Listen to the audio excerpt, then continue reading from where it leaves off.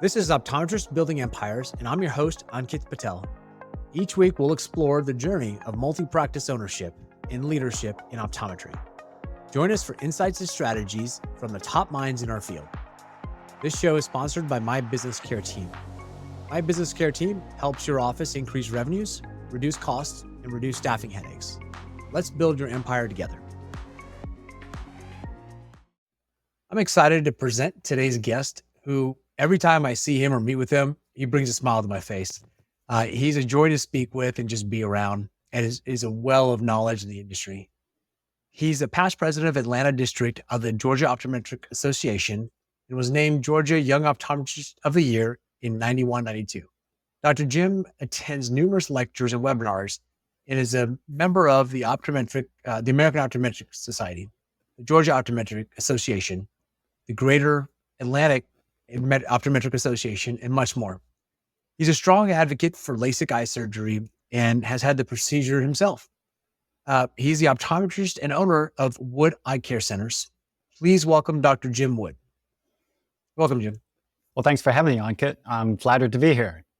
Yeah, thanks. I'm really excited about this conversation. I really enjoy speaking with you. So let's jump into our first question we like to ask all of our guests is, what was the most important thing that helped you build and grow your empire?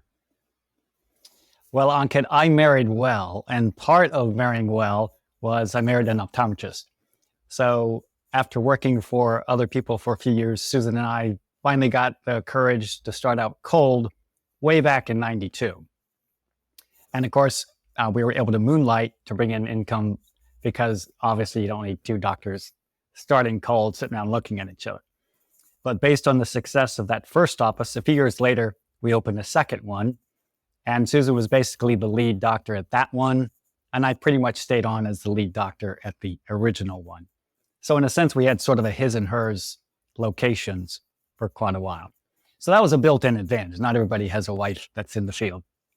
But it worked out well. And not just my wife, but we've been very, very fortunate to have some outstanding staff along the way. Could not have done it without them. We'd be nowhere without our staff. And presently, we have some really strong managers at all three locations. We have a fantastic director of operations. So really, really fortunate, because being in business is not my gift at all. And whatever success we've had has almost been in spite of business, not because of any great business acumen. So we rely very heavily on our teams to do things that, frankly, I'm just not good at. Sounds like you know how to pick a good team, everything from a life partner to a office staff, an office team. Yes, we've been very fortunate in many ways. Yes, that's right. That's good. So tell me about something as you were kind of building your offices. What's something that happened that you ran into that you might not have expected? I think the main thing was not fully really realizing how much time it takes. I think it's one of those things where until you're in it, you really don't know. And it's a little bit like having kids. You don't know what having a kid's like until you have a kid. So having one office, just like having one kid, is doable. A husband and wife can handle one kid pretty easily. But when number two kid comes on, that's a whole different story. You have to divide and conquer. And having that second office or second kid is maybe even more than double just the original one. So probably the holy grail is, you have multiple offices to generate passive income, but the hard work and the time and the effort and the risk of all that is why not everybody has multiple offices. It's a lot, for sure. So what made you want to grow your offices and your practice? What made you want to grow your empire? Well, I can honestly say it wasn't motivated by greed, but it was motivated by the realization it would be a good investment. So I figure if you're going to work at some place, why not work at an office that you own rather than just putting in time and then you say bye-bye and, good luck. So over the long term, the fact of having equity, having something that's worthwhile and could be sold to whomever, that was the main goal, was to have a good long-term investment. I want to circle back to something you said a little earlier. You were talking about your staff, how awesome they are, how great that you're lucky to have them. Yes. Tell me a little bit about how you do that. I know a lot of folks listening are probably wondering, like, maybe even a little jealous of like, how do you do it, right? Like, what's your secret? Oh, no secrets. We've had ups and downs and challenges and drama, you know, but we've had it just like every other practice. We've had it. But overall, we've been very, very fortunate. And I guess we just try to set a vibe that's very affirming, very positive. We try to recognize what staff does when it's a good thing, and we recognize that, try to recognize that right away. We have even little silly things. We have a good idea award where if someone comes up with, you guessed it, a good idea, they get a whole $1, Ankit. So, you know, Wow. And if it's a great idea, it breaks the bank, it's $5. So as we know, it's not so much the reward, it's the recognition. And so we try to recognize people when they are doing something right. We have an extra mile award if staff does something above and beyond. We also like to use a kudos box. So what that is we'll write in when we witness someone doing something really well, then that goes into the box. And then at our next staff meeting, the staff will kind of go around the table, pull out one of those slips of paper and read what a fine job that Sally or Joe, whoever it was, did to help the practice. So those kinds of things we try to recognize, try to keep a very positive, uplifting vibe. We try to stay connected. It's a challenge with 3 offices, as you can imagine. I like to have sort of a wrap-up huddle at the end of the day. You probably have a post-production meeting. We have sort of a post-day meeting where we go over what are the celebrations and what are the concerns. Celebrations might be someone in the optical did a really good job, big sales. Could be someone that mitigated a problem that was about to be a big problem. Someone might have spent a lot of time on the phone answering a bunch of questions and then finally got that patient scheduled. So it could be a whole host of things that we try to recognize, celebrate, and uplift. A concern might be something like we know is going to happen tomorrow. Maybe we know a patient's coming back and he's notorious for being kind of crusty and always gripes about filling out the paperwork and all that kind of stuff. And like, okay, well, we got to be ready for Mr. Joe Blow because you know how he is. But by and large, it's far more celebrations than concerns. Do you do morning huddles too, or is it just evening huddles? We do more evening huddles than we do morning huddles, but that's interesting. Like the whole wrap up, send everybody out on a good note. So I like that. And we try to do lunch and learns and dinners, CE events, eye doc conferences or other types of events. We try to send the staff to and encourage their development. Sounds like it's not just one thing. It sounds like there's a whole bunch of different layers built in terms of appreciating each other, management appreciating staff, and vice versa, giving opportunities for growth.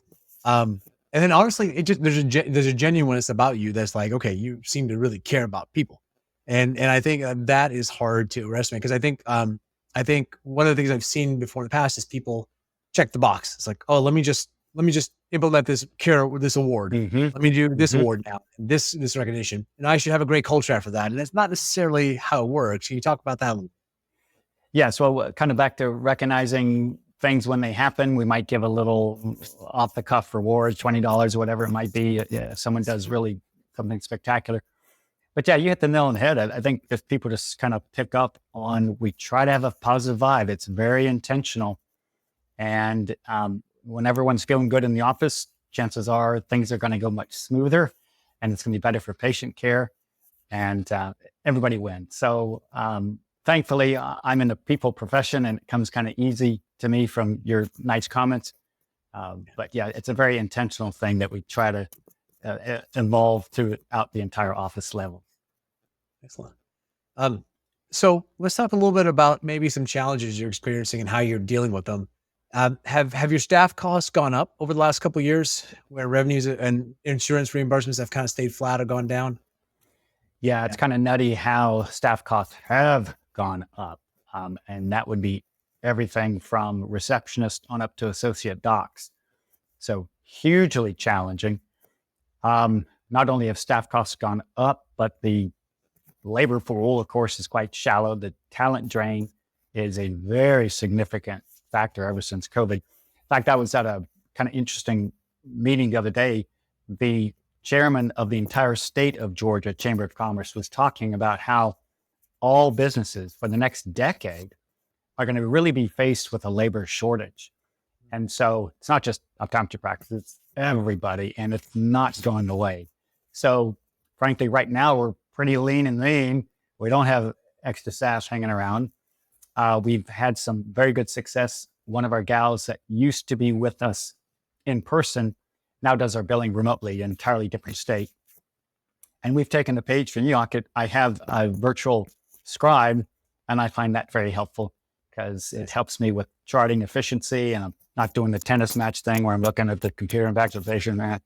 And perhaps most importantly, I'm not there as long after hours doing my charting.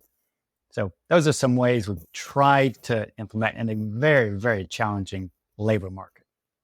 Excellent. Well, I appreciate you sharing. I think, there's some nuggets in there. So for sure. So how to keep the staff you've got, and then how to supplement, like you said, with VAs or some folks outside your four walls to help support. Yeah. Yes. What's keeping you up at night right now? Like what are the things that are like you worry about the most? Yeah. Well, in the middle of the night, all those sky is falling kind of things come into mind. There's going to be a mass exodus of patients. The economy is going to crash, and we'll all be out on the streets, that kind of thing. But more realistically, when my more rational brain is able to click in, then I'll think about something that didn't go well, maybe a patient encounter that didn't go as well as it should have. And I'll think, oh man, it's 2 a.m. Now I think of what I should have said. Or maybe we get a bad review of that. What am I? Yeah. So I guess it's a little bit like that basketball coach goes 22-1. He focuses on the one loss instead of remembering the 22 victories.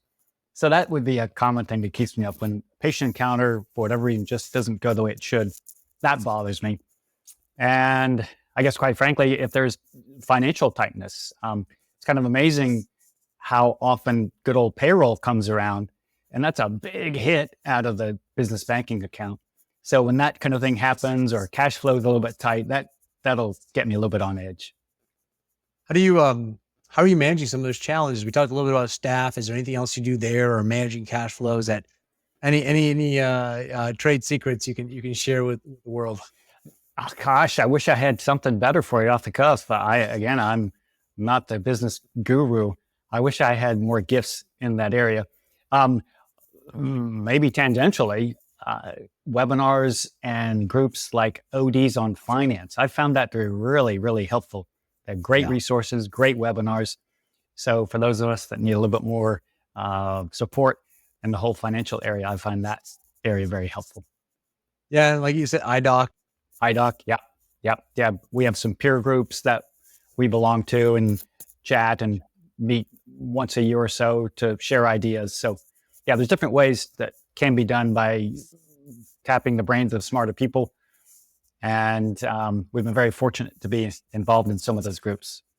Now, this kind of ties into my next question about what you're excited about in the future, but can you tell me a little bit about how, well, let's start there. What are you excited about most in the future, either personally, professionally, about the field? What excites you?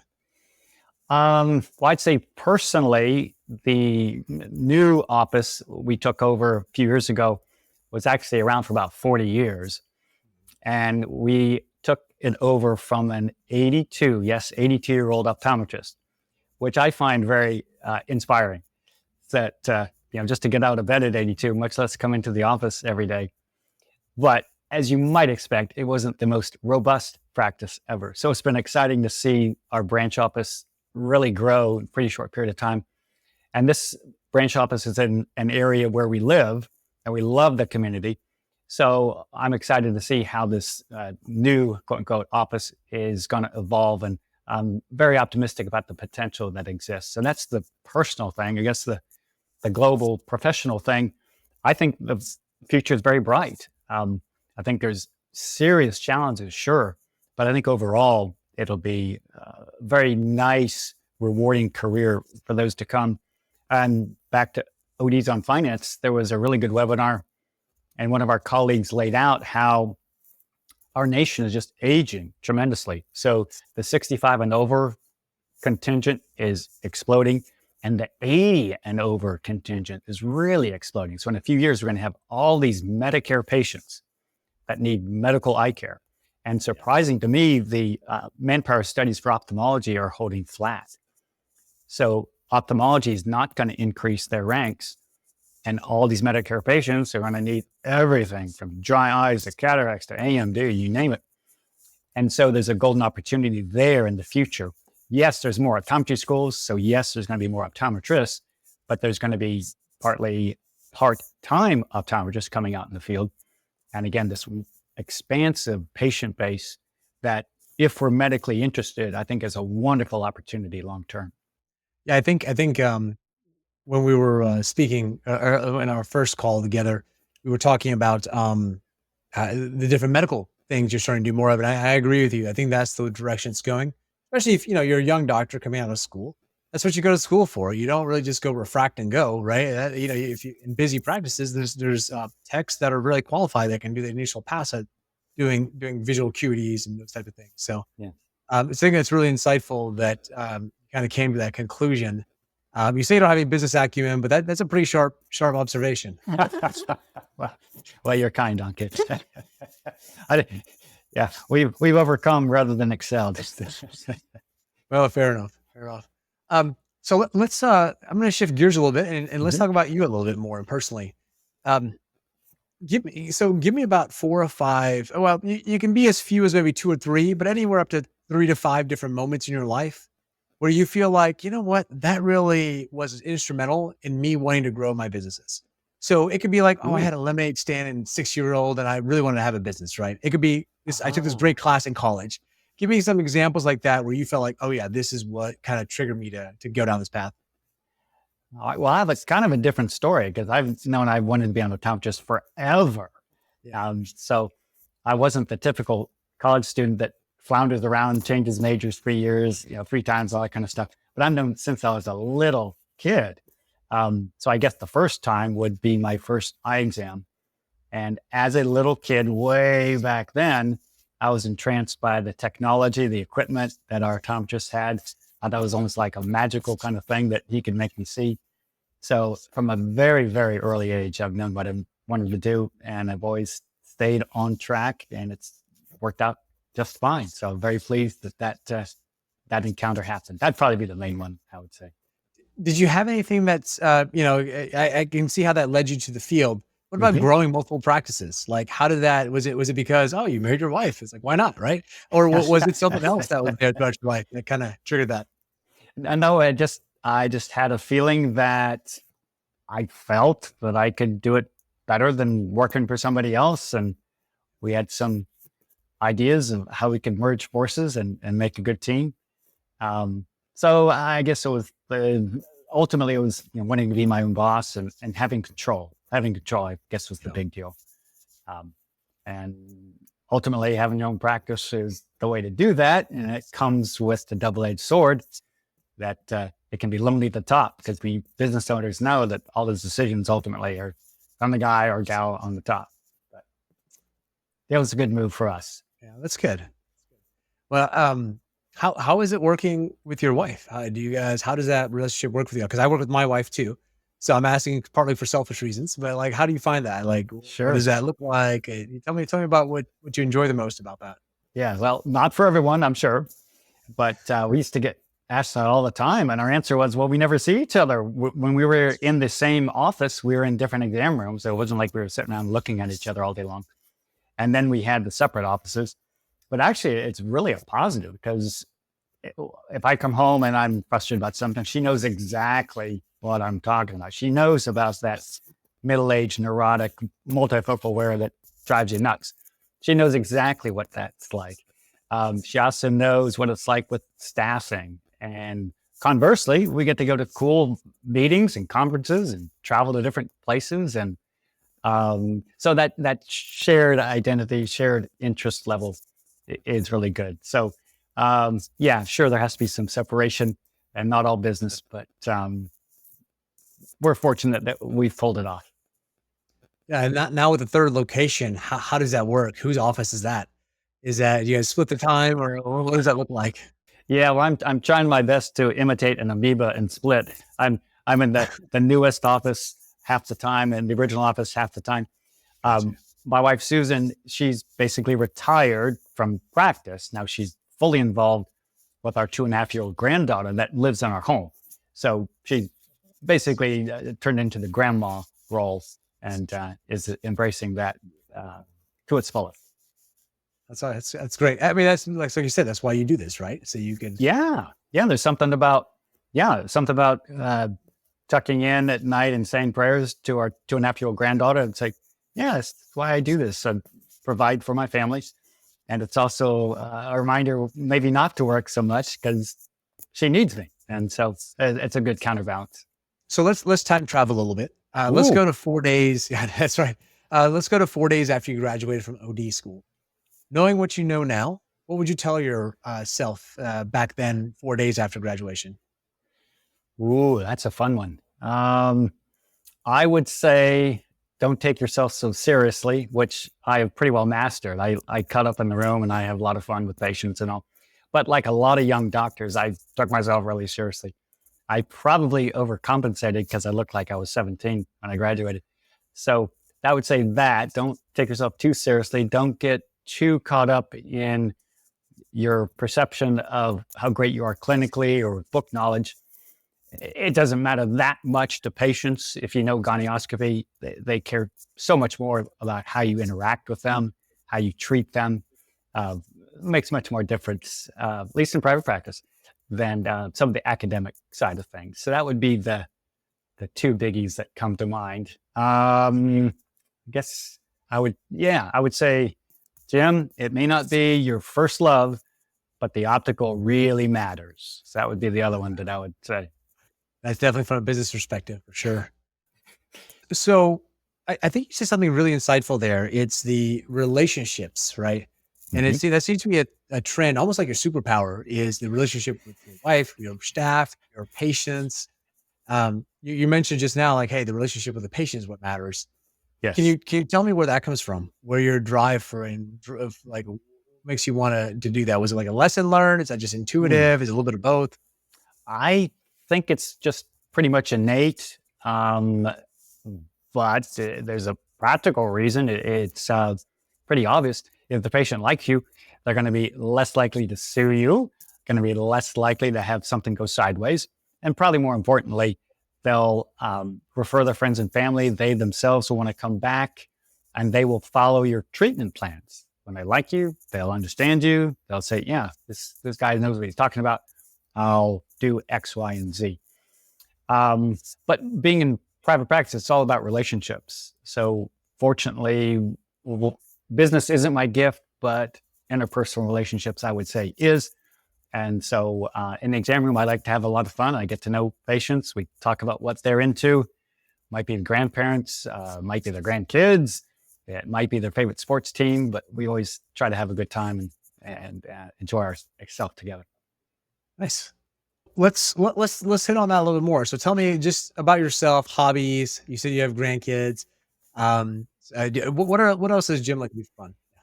Well, this will probably surprise you, but I'm a big fan of old school funk. I mean, 70s R&B funk makes no sense from a middle-aged white guy, but that music has always resonated with me. I'd listen to it all the time. My other passions would be my sports teams, hardcore Ohio State Buckeye, and I'm a hardcore cheesehead, Green Bay Packer owner. So whenever the Buckeyes and Packers are on, I'm locked in on what they're doing and keeping up with them. I guess the other thing we really enjoy would be traveling. Pre-kids, my wife and I were fortunate. We went to Europe a bunch of times. Of course, having kids put the brakes on that. But with kids, we did a lot of traveling throughout the country. And now we're fortunate to be able to do some long weekends, which we really, really enjoy. That's great. It's always nice to have a life outside of Yeah. work Yeah. It's a challenge with a business owner, but yes, yes. for sure. So Jim, thanks again for connecting. I really enjoyed the conversation. Some Well, really thanks good for having me. insights. Yeah, absolutely. And so I have a few places where people can find you. Okay. They can find you on LinkedIn, your company website, woodeyecare.com, your Twitter profile, and your Facebook. And we'll put those all in the show notes. And is there anything else you'd like to tell the audience or share with the audience?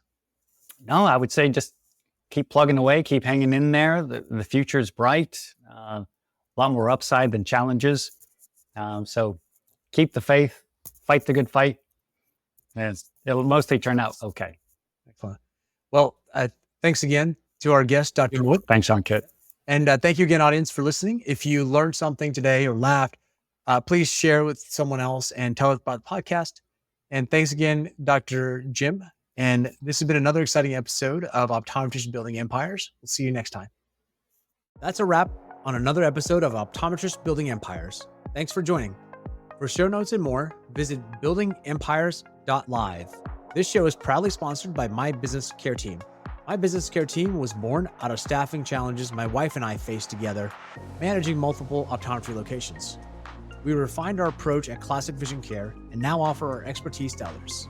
If you're experiencing challenges with staffing and you'd like to set up a discovery call, we'd be happy to help you and connect you with the right resources. We'll see you next time.